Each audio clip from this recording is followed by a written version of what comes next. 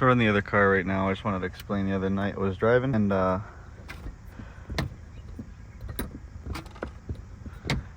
yeah, the pin fell out again, got stuck in second gear. Drive home like this. Now, if you guys remember, this is a ZF 5-speed that I bought. And then I did the diff swap to the 346. The ratio is so short, highway mileage is horrible. You're driving at 3,500 RPM. It's just too much. So I ended up seeing a 6-speed come up around the same time that this bullshit happened. So now we got a 9-hour round trip in the M3 while it is still leaking gas. So hopefully I don't fuck it up putting parts in it. Grab some towels just in case. So we're about 3/4 of a tank, and I mean, the gas didn't really want to stay in. Here we are, ZF 6-speed. So how far are we? Like 5 hours in? Yeah. We are tired. And here we are to come and go. Clutch. I'm not sure if I'm gonna need it, but it's safe to have it. Drive shaft. Yep. Ready to go. We're at the car wash because I wanted to clean off as much of the transmission as I can. Just get as much gunk off of it, so working on it's not as bad. And I mean, I'm already here. I may as well clean the car too. Looks a little better. I mean, I tried it to the inside, but it was just splashing right all over my legs.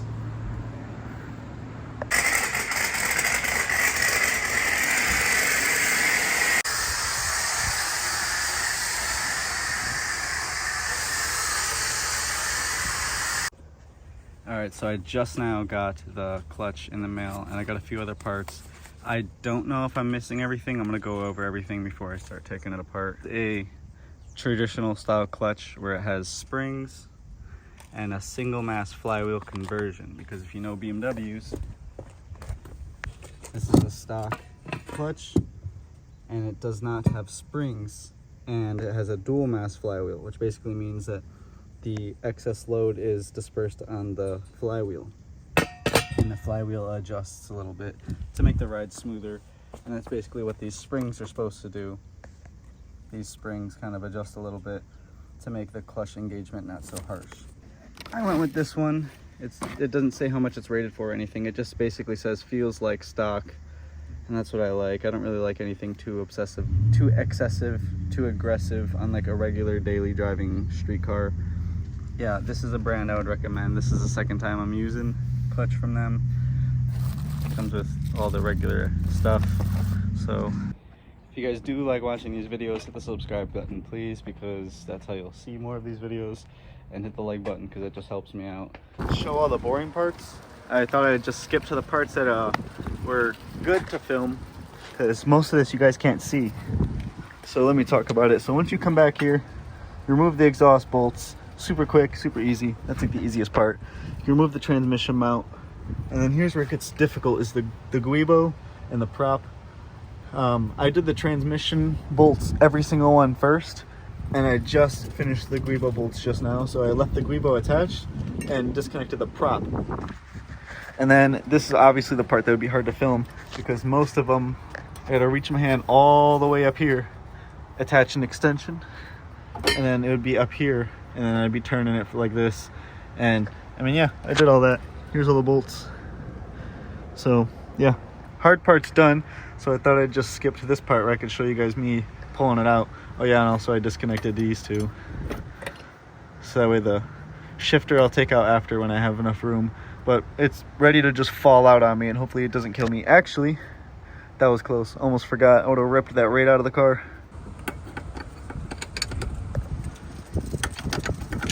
These are yeah, I just took the prop off because it was in the way. So the exhaust is just hanging right here. I wanted to be lazy. Oh, it's ready to come out. Here it goes.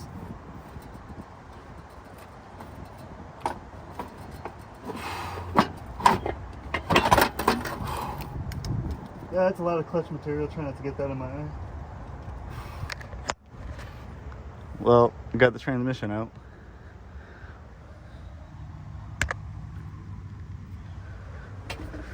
tore up this. This was already torn up though from the other like 5 times I've had a transmission out of this car.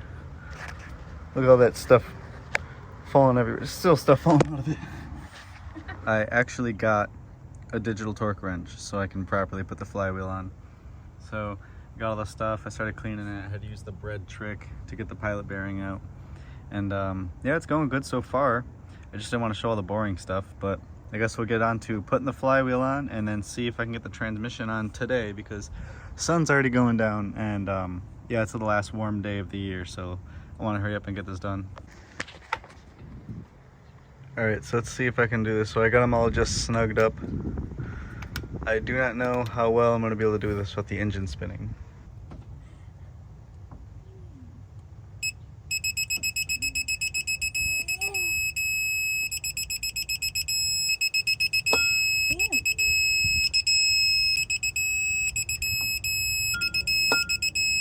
Well, I do not have the clutch alignment tool.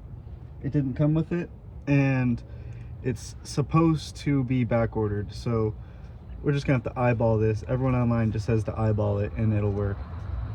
So this side says gearbox side, meaning this should be facing the gearbox and this should be facing the engine. After torquing down the flywheel, I already sprayed it down, cleaned it, and same thing with the pressure plate. I just cleaned it, so this should be solid. We're about to fucking fuck something up. This is not the right way to be doing this.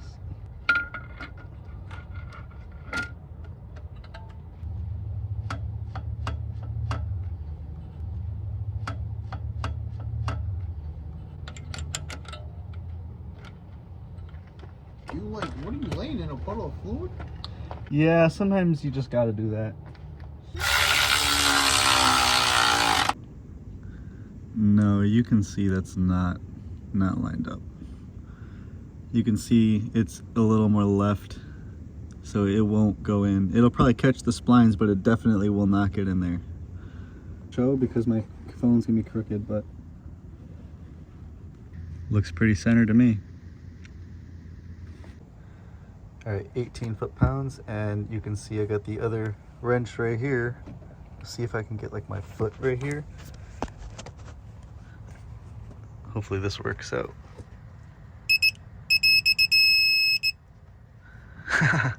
It worked. So I gotta do this one, this one, this one, this one, this one, this one.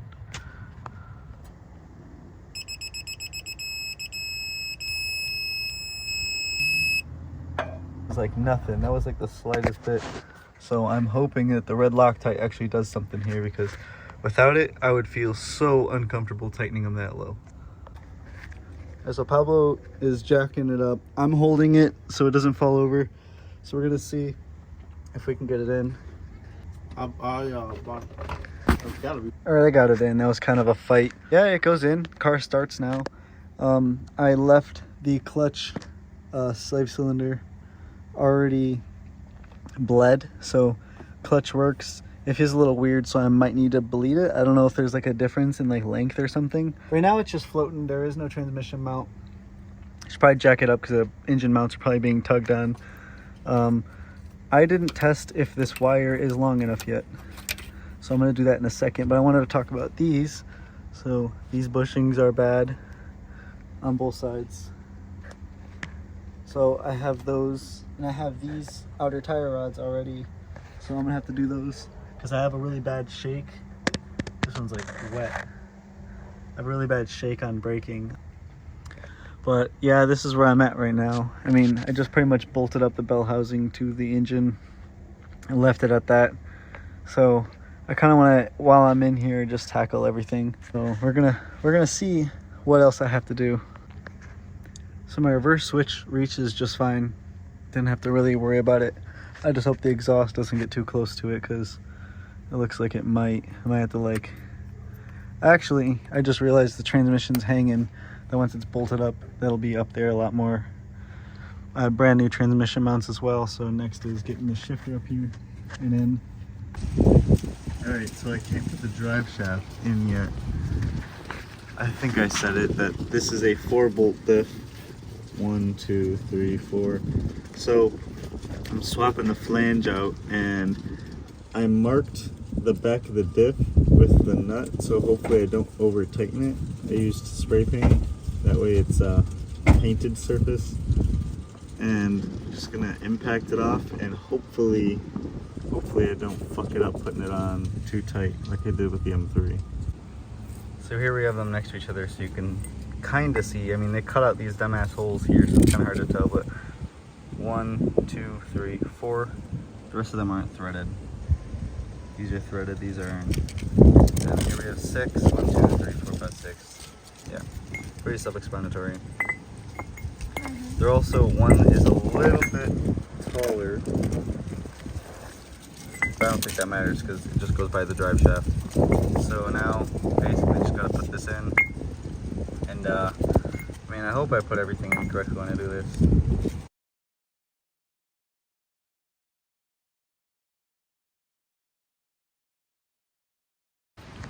So these last two pieces, the differential piece and this piece, have been the most annoying parts so far. And I didn't even tap in the threads yet, so that's coming up next.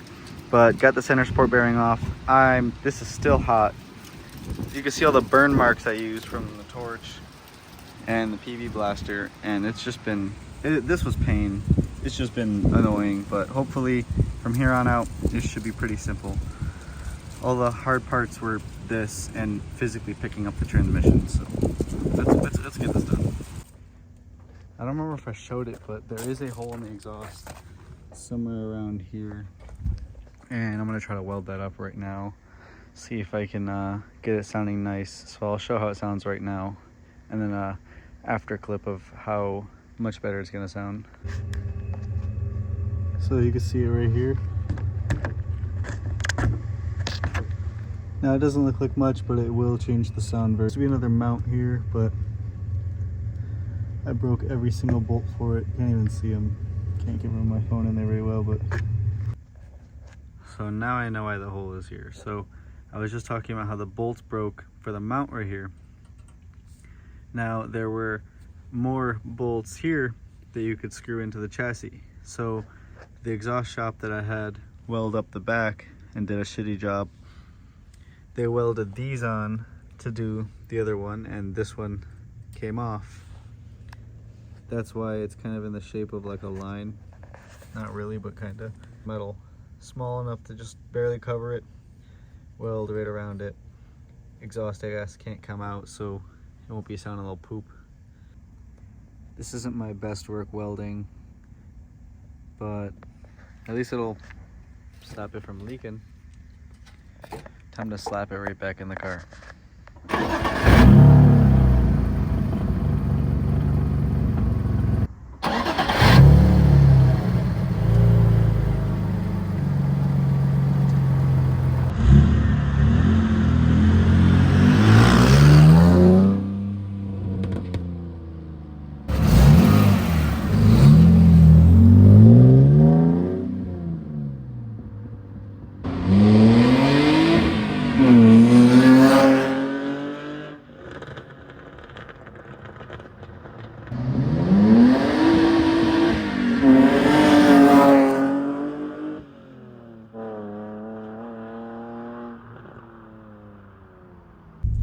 I want to start this clip off by saying sorry about all this orange shit that's everywhere.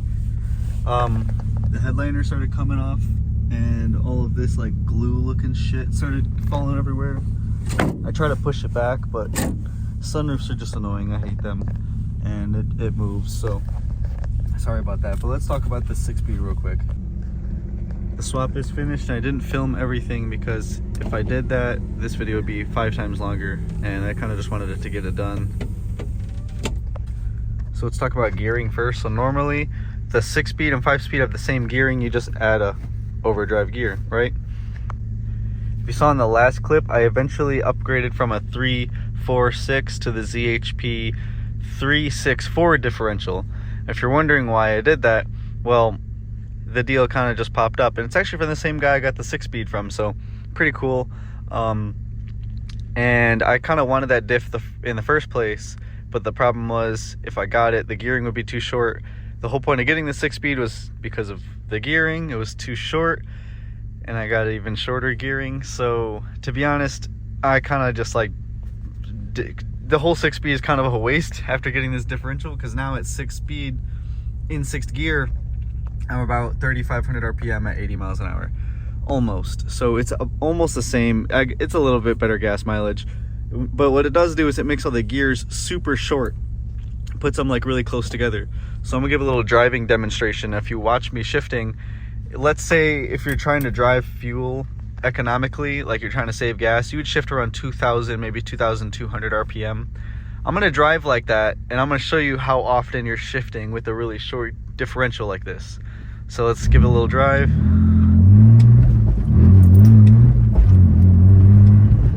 We're already in 4th gear, and we're only going 30 miles an hour.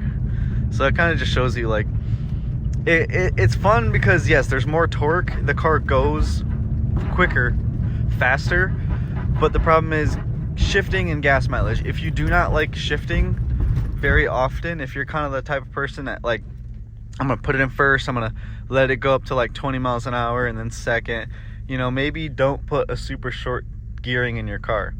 And what's nice about mine is I can swap. I have a 315, a 346, and a 364. So for every application, I can do it. Like if I'm gonna take this car to a track, this would be the gearing I want. If I'm gonna go on a road trip, I'm probably gonna put the 315 back in. So it's all circumstantial. But normally, I think at this, with the 6-speed, and if I got the proper differential it's supposed to be in this car, which would be a 307 or a 293, that could be wrong, but one of those two, I think at 6th gear you'll be around 2,000 RPM, around 70 miles an hour. So that is like super good. Like that is just cruising on the highway, getting amazing gas mileage, you know. But unfortunately for me, I'm dumb and I like having a super torquey rear end. So now let's talk about the transmission. The shifter, insanely stock feeling, but what's nice is this is actually tighter than the short throw shifter was when it comes to play. It is longer of a throw, which is better for like just daily driving. You know, you don't like, the one thing I don't like about like super short shifters, if you look at it, obviously reverse is next to first. So if you have a short throw, you might be like, I don't know if that's reverse or first, you know, you're kind of just winging it. I do hear people say like, oh, I accidentally put it in reverse when I meant to go in first. But that'll never happen if you have a stock shifter, because like it's so noticeable. Like that is such a noticeable difference. Now every gear feels nice. I do still need to bleed the clutch. So that's a lot of talking. So I'm going to show a driving clip. Now I do have a video from a while ago. I'm going to just pull up a picture from that video where I'm comparing the 315 and 346 gearing, the RPM at 80 miles an hour. So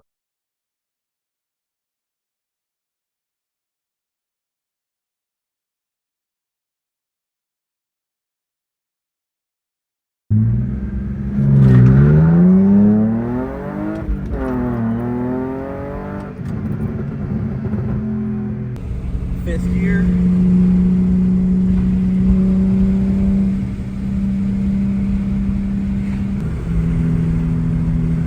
Readjust myself real quick.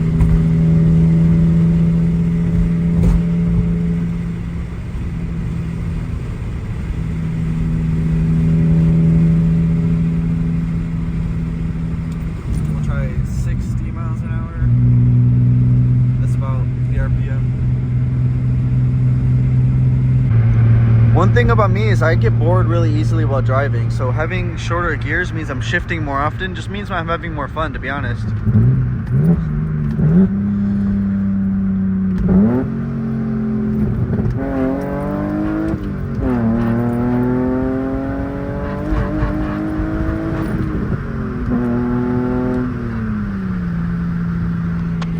The last thing I want to add is the gearing is just so short that, to be honest, you could just skip gears like a semi. You could just go from first to third to fifth.